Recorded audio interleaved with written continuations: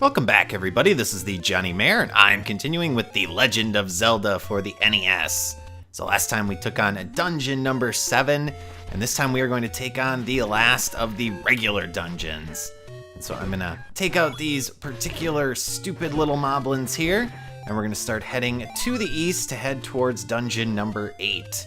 Now before we get to dungeon number 8, there is one particular item I do want to pick up, and that is to replenish my life potion. As you may remember, a couple episodes ago, during dungeon number 6, I did use 1/2 of my life potion because of those stupid Wizrobes. And no, we're not done with Wizrobes yet. We will see them again in the final dungeon of the game, but thankfully we don't have to face them in the next dungeon. So if we head all the way back to the starting screen of the game where we got the first sword and also, of course, started the game, we can use our red candle here to torch this particular bush and then allow us to access the old lady who sells the magic potion. So we are going to buy the blue potion because we already have a blue one. And as I mentioned, of course, previously, if you have a blue and buy another blue, it'll turn into a red. So that'll save you a little bit of money. And we'll need that money because, of course, we also need to use arrows for some of the enemies coming up, including the final boss of the game. So we want to make sure we have some rupees in order to activate those arrows. Now, dungeon number 8 is very difficult to find if you don't know where it is. There is a very, very cryptic clue that one of the secret kind of areas in the game will tell you about it, but it's not a very good clue. And basically, the way most people found it was just going around and trying to bomb and burn down, pretty much everything in the environment until eventually they found it. And it is a tree that you have to burn in order to find it. Now, it is a sort of suspicious looking tree, sort of. So I guess it has that going for it, but overall, it's really, really inconspicuous. So basically, it's that tree right there at the end of this little path. Ow. So we take a nice arrow to the back. So you got to use your candle to burn the bush. Of course, using our wonderful fire. And then we're going to want to grab that rupee as well before we head into dungeon number 8, which is called Lion. And so the dungeon is shaped like the head of a lion. Now, this dungeon has a very interesting item in it. It actually has 2 special items that you can pick up. And it has a ton of mini bosses, which of course are the former bosses of previous dungeons. So we will have to take on Manhandla here. And we are going to be going through our bombs very quickly, so I'm going to try to kill him without using too many bombs, because there are some rooms in this dungeon, including this next room, where we're going to have to take on Darknuts again. And as you can see, they're still just as frustrating as before. And then, of course, we have mummies and bubbles and all sorts of nastiness, so you want to try to stay away from things, do as much damage as possible. And if necessary, you can always utilize a special little trick, which is if you do get hit by a bubble, you can actually take out your magic flute and blow it. And basically what'll happen is that you will go into your flute animation, and when you come out of the animation, you'll actually be able to use your sword again. So it takes a little bit less time, and of course the enemies don't get a chance to move around while you're waiting. But this is the Book of Magic, so what that does is it actually upgrades, so to speak, your magic rod, and essentially it adds a little fire effect to the end of the animation. Now it actually weakens the magic rod a little bit. It makes the particular blast of the magic rod not quite as strong, so it's sort of an upgrade, but not really an upgrade. I mean, a lot of people actually just skip it because it doesn't really serve a purpose in the game too much. I think you can use it to light rooms, for example, but, I just get it for completion's sake. So now we have another Manhandla. Now I think fortunately this one we don't have to kill. We can just bomb through the northern wall and run away from it, which of course I will be taking full advantage of. And this is a very infamous room. This is one of the hardest rooms in the game, and that's because you have to take on all of these Darknuts, and also you have those fireballs that are kind of flying around the room. But before we take that on, we're going to take out these Poles voices by using our arrows. So we're just going to hang out over here. We'll grab this compass, and then one by one, we'll take them down with our arrows. And of course, you don't have to actually kill all the enemies, but, you know, I still have my bloodlust from a couple episodes ago. Now we do have to kill all the enemies, though, because we need to get through that door up there. So this is another reason why we need bombs. You can actually get in a couple of hits on the dark nuts, and you'll notice I am switching back and forth between the pronunciations, trying to appease everybody, I guess.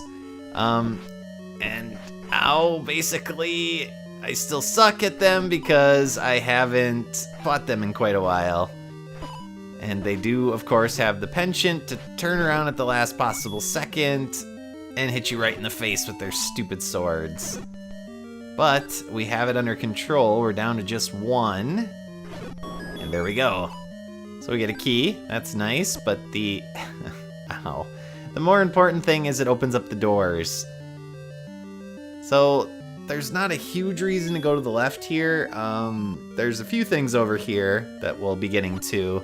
But the main path is to continue to the north of the dungeon. And hopefully we won't take too many hits from these stupid enemies. I could light up the room, but it's the classic kind of architecture design of the room with the diagonal stones. So basically I've done this room so many times in other dungeons that, you know, I know how to go through it. And this room is completely useless.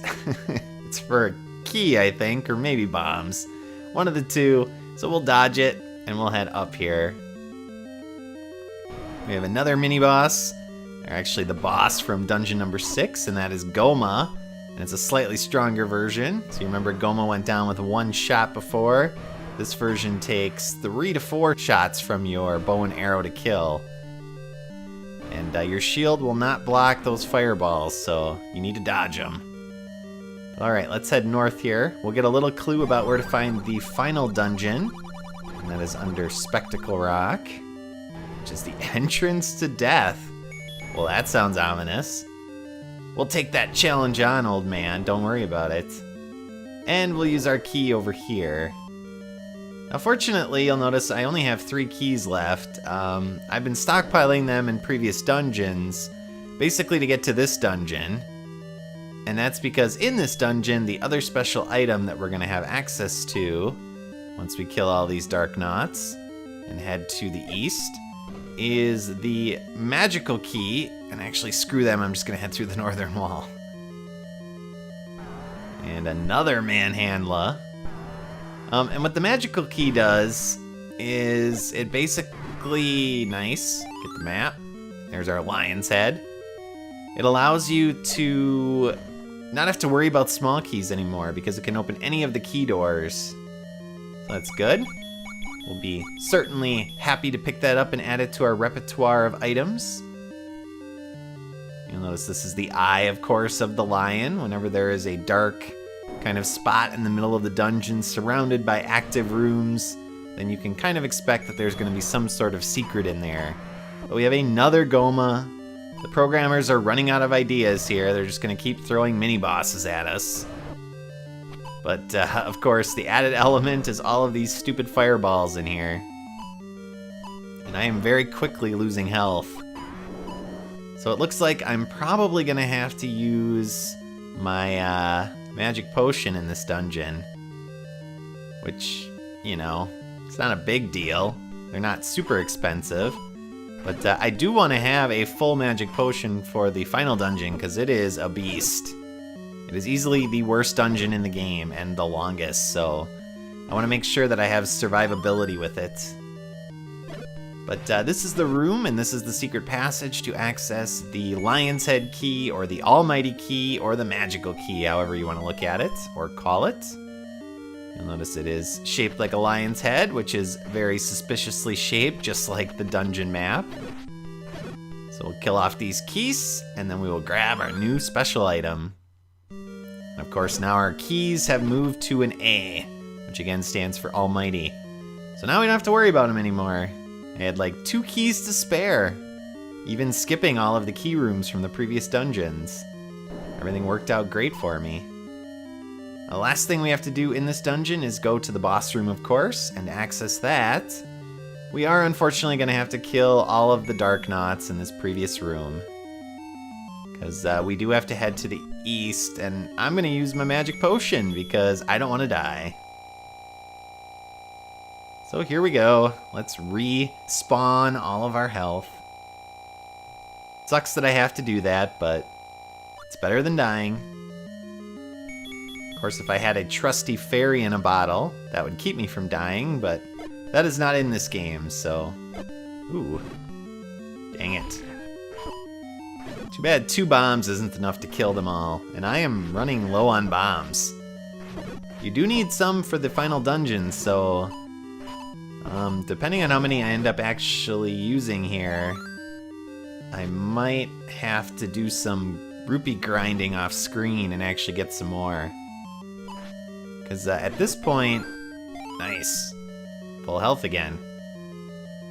I'm gonna need to upgrade my potion again, and I'm just gonna run through this room to the stairs. No point in hanging around and trying to kill all these guys. But I'm gonna need a magic potion, which is 40, and then I'm gonna need to get at least a couple of bombs, and I think 4 bombs is like 20, so I'll need about 60 rupees when it's all said and done. And I might actually buy about 8 bombs. So we'll see. I'll think about that off screen. But for now, we are very close to the boss battle, which again is another palette swap, although it's the same color. It's just a rehashed version of a previous boss and mini-boss. So we need to kill these stupid hoppin' bunnies. I would like to get that rupee, because that is 5 arrows for me. There we go. And again, there are some extra rooms over here you can go into. You can grab that key, but it's not necessary because I do have the magic key. And I'm gonna skip most of the rooms. I'm just gonna go right for the boss. But you do have to bomb your way into the boss's room. So we have 3 bombs left. And the boss is Gliok yet again, this time with 4 heads. So we're gonna man up here and we're just gonna go right into his body, and we're gonna keep slashing him until he dies. So die. There we go. And that is it. That is dungeon number 8. Not too bad, as long as you got a life potion. I took way too many hits there. But next time we will head towards the final dungeon of the game and take on the final boss. So as always, thanks for watching, and I'll see y'all next time. So long.